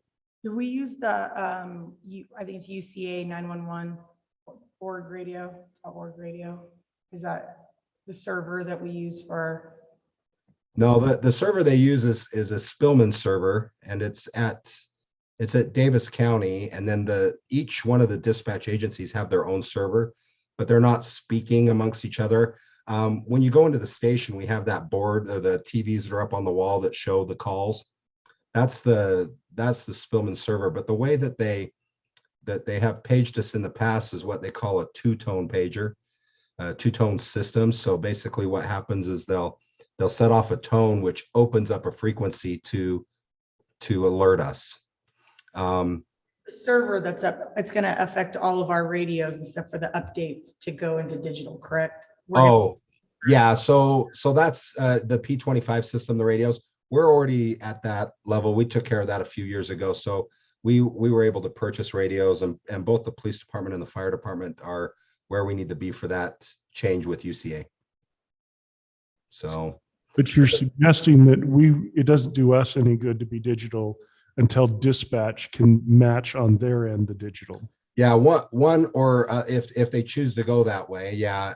But when they make that decision, and I think eventually they're going to either make that decision or they're going to maybe step back from dispatching, and maybe we'll be receiving our service from another dispatch center who is digital. So there's a lot of discussion that's going on, and there's a lot of costs with the dispatching. So like I said, we'll keep you in the loop, and I'll make sure that we have plenty of notice if we have to make any of these changes financially. Okay, so my only concern there is what's the potential that we could be short noticed on that? Like, hey, you have to do this year, because, we try to plan and budget because, That seems unlikely given the number of people that are dispatched. I think this will have to be a coordinated effort. Okay. Well, and I think, it's one of those things that we could absolutely do now and be prepared for. As a county, we've all decided on one vendor. Layton City's already made that move. So if at any time, if we've decided to receive dispatch services from another agency, we'll be ready to go. So is something that I can receive a bid for, and then that way we know exact costs for retrofitting our current station. And it may be something, because it's the future, it's coming, it may be something that we move forward with. But I think I can get a little bit more information from Sheriff Sparks and see kind of where they're going with this. But there's a lot of costs that were involved with the server consolidation, and typically they haven't put a lot of money into the dispatch services. So I don't know if that's something that they're looking at doing right away. So it's kind of up in the air. I just want to let you guys know that it might be coming down the line. So. Well, I mean, even if we don't do it right away, knowing kind of what we're getting into helps. So thank you. Yep. And that's all I got. So. We just asked our question. Yeah. Sorry about that, Chief. Does anybody else have any questions for the chief? Okay, thank you so much, lovely family. Thank you. Appreciate it. We will see you soon, healthier, we hope. Thank you. Okay, council, I am going to go back to our main meeting. Mayor, Yeah, was there any discussion you wanted to have on the benchmarks? That's part of the quadrennial review Oh. for fire department. I I was wondering that. thought too. he was just saying he was done, so Yeah. I'm sorry. He's done, but I can cover the benchmark. Okay, so would you please? And I have to apologize, Councilmember Watson, this is in the folder, in the council's folder that you probably don't have yet. But we'll get it to you. So I hope you've had a chance to look at it. What you'll notice is there's not a lot of change in the wage scale for the operational staff because you already adjusted those last month. Yeah. And so there's some minor changes there, but by and large, most of the changes in the wages would go to the admin, the chief, the fire marshal, the admin professional, and the All the pieces we held off on. yeah. On the last go round. Yeah, because they were not part of that wage adjustment in December. So these are the wage adjustments that would be projected to be in July 1 under our normal cycle. So if anything, if any action is taken between now and July, that's different. But under our current policy, the cycle would start in July 1 with these changes. Okay. I mean, we have a policy in place, and I think these individuals, I think it's time to accommodate all these changes. What else? Okay, so without further ado, all right, I'm going to go back to our main meeting. Council, we only have about 30 seconds, so keep your announcement short, but we'll start with Jordan.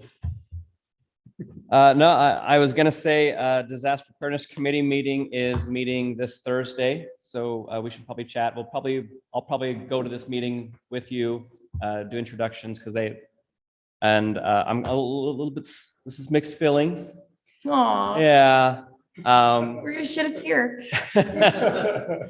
But at the same time, they'll be in good hands. So, but yeah, it's a good committee. And then I also met with community council today, and they, obviously COVID is affecting our children's ability to really learn the material. So please, whatever you can do, make sure your children are doing their homework, working through all of those assignments, just because I really feel like there's going to be a learning gap if we as parents are not responsible. And they kind of made that clear that the parents really have the responsibility for the kids' education, that the teachers are doing everything they can, but with them not being in class, we parents need to step up. Thank you. Lisa. We had our Syracuse Self-Love Day that the Youth Commission did, and it was wonderful. We had about 30 people show up for the fun run in literally 21-degree weather, and that was amazing. That was about 29 more than I expected to be there. So, and then we also had a chamber meeting with the small business organization from Davis County. I toured their facility today, and it was They have kind of little office cubicles and stuff that you can use. If you have a small business, you need a reason to meet with some people. You don't have to pay to go to use one of their cubicles. And if you want a larger room, you can arrange to do that. So they also have something called custom fit, which allows you to have 40% of training paid for through the state and through these economic development programs. CTC, we had meetings where we chose some new priorities, and so I'll update you on that, Seth, and Garrett was there. And then I just wanted to say, we had this concern about, and one of the citizens raised this tonight about the dirt settling on vehicles. And I know that one of the citizens that contacted us said she'd already had things she discussed it with the company and they were helpful, but I thought going forward, I wonder if there's anything we can do to maybe have some things implemented with policy that they have to, especially depending on the weather, what they have to do in order to take care of the neighbors who have that fallout. So that's it. Yeah, I'm actually looking forward to Paul's analysis of what is covered in covering loads, because that needs to be a policy somewhere. Seth? The only question I have for this body is just what we're doing about the legislative session. We've moved forward. Are we not doing anything, following committees or making assignments? Are we just going to let it miss us this year? Well, no, I mean, we've got the people who've been assigned to be voting members. So hopefully you'll bring back reports. I'm assuming that there's probably going to be things move a little faster than we can even react to. So if there is a policy or bill that seems active and needs our attention, I'll make sure to get everybody notified. But I know last year we had council members assigned to track specific committees. yeah, Is that something we want to do again? I don't know if it was that effective, and we probably should have talked about it before now. Fair. I felt it was effective. I just don't think that now it can be as effective as it, would have been had we kind of prepared, divvied up,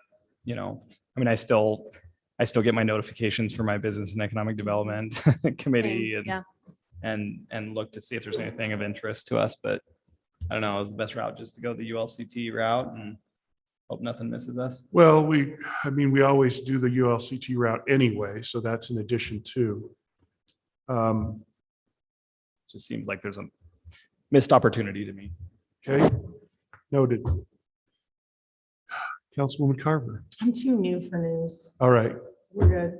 Anything? And if she's too new. Right? We'll just be newbies down here together. Okay, so I do want to report on one thing from Mayor, and that is that most of you are aware we recently met with the police department, and that's going to be a discussion on the 8th. So look forward to that. There will be notifications of more information. The reason we had a meeting like that is there's a huge urgency. We actually were at risk of filling staff. So as a result of that meeting Friday, we met this afternoon with the department. And Chief, do you want to say anything about that other than I felt like it went well overall, but we have to address this. There have been a lot of movement in that market. So I'm just kind of prepping you for the next meeting, unless you have another comment. This is news to me. Just say we appreciate what you did, taking time to be with them. So this has all been in the last Like 3 48 days, hours. yeah. So yeah. I know, but I would appreciate a little more transparency, to be honest. I would as well. I would have liked to have received at least an email to let us know what was going on. Okay, well, this happened. It wasn't my That's meeting. I know, but that's your thing, though. I just. Yeah, no, I agree. I mean, it was, Yeah, we were informed Friday but there was and we've reacted. two of today. us, I know, but and I'm not saying you guys shouldn't have been in, had an email, but at the same time, there was 2 of us there as well as the mayor. So a third council member would have made it to where we were active. And I'm not making an excuse for it. And you can think that if you want Transparency to, ends it's up there, fine. huh? Okay. But at No, the same time, like I said, you should have gotten an email, but there couldn't have a been more summary than and- what was already there. My preference going forward is that we have fewer 2-person council meetings at all, that we do our business in public. That's my preference.